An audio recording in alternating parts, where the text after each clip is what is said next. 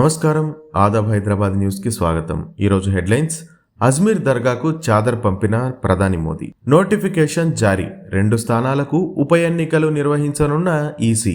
ఈ నెల 18 వరకు నామినేషన్ల స్వీకరణ. 29న పోలింగ్. సాయంత్రం ఓట్ల లెక్కింపు. తెలంగాణలో ఎంపీ ఎలక్షన్స్ పై కాంగ్రెస్ ఫోకస్.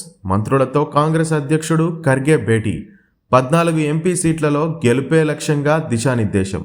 సమన్వయంతో ముందుకు సాగాలని ఆదేశం. బీఆర్ఎస్ ఇక టీఆర్ఎస్ కొత్త పేరుతో కలిసి రావట్లేదని నమ్మిన కేసీఆర్ పేరు మార్పుతో ప్రజలకు దూరమయ్యామనే భావన. తెలంగాణ సెంటిమెంట్ మిస్ అయిందనే టాక్. డ్యామేజ్ని తగ్గించేందుకు అధినేత ఆలోచన. నేమ్ చేంజ్తో ప్రజలకు దగ్గరవ్వాలని స్కెచ్. కేసీఆర్కు సూచించిన ఎమ్మెల్యే కడియం శ్రీహరి. మెజారిటీ కార్యకర్తల అభిప్రాయం కూడా అదే.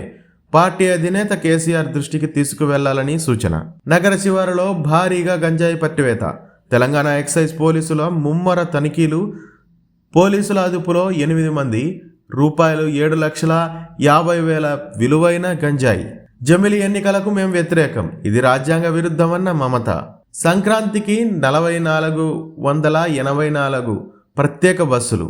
మహిళలకు ఉచిత ప్రయాణం వర్తిస్తుంది. ప్రయాణం ఉచితం కావడంతో పెరిగిన రద్దీ. ప్రయాణికుల అవసరం మేరకు కేటాయింపు. ఆర్టీసీని ప్రభుత్వం ఆదుకుంటే ఆర్టీసీకి తిరుగులేదు. గత ప్రభుత్వంలాగా మాటలకే పరిమితం అయితే మాత్రం ఆర్టీసీని తెలంగాణ ప్రజలు మర్చిపోవాల్సిందే. రాజకీయాలకు దూరంగా టీఎస్పీఎస్సీ బోర్డు సభ్యుల నియామకంపై ఫోకస్. పటిష్టంగా తెలంగాణ పబ్లిక్ సర్వీస్ కమిషన్ సంస్థ నిబద్ధత కలిగిన అధికారిని చైర్మన్గా నియమించే ఛాన్స్. కసరత్తు చేస్తున్న తెలంగాణ రాష్ట్ర సీఎం రేవంత్ రెడ్డి. గత బీఆర్ఎస్ ప్రభుత్వ హయాంలో లీకులు.